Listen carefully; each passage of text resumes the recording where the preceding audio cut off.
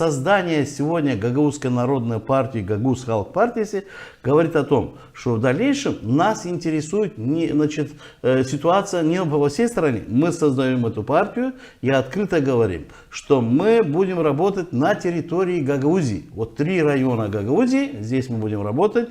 Дополнительно у нас есть община в Кишиневе, у нас есть очень много наших земляков, гагаузов, выходцев с Гагаузии, с Приднестровья, за рубежом, значит, и в России, и в Турции, и на Западе, где мы откроем свои офисы для того, чтобы, значит, везде изучить обстановку. И каждый человек, каждый гагауз должен знать, что есть эта партия, и мы будем знать, что есть.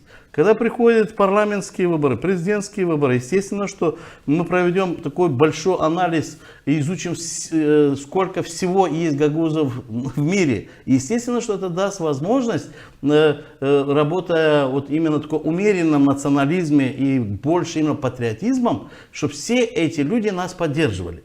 Но хочу сказать сразу открыто, что у нас идет сегодня работа не только из-за власти в руководстве Республики Молдова, да, парламентской или президентской.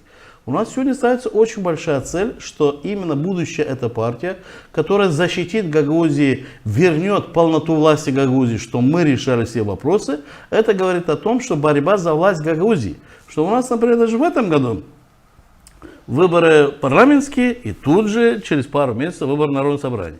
Ну, а Народное собрание, я так скажу, что орган Народного собрания, это является конкретно властью Гагаузии.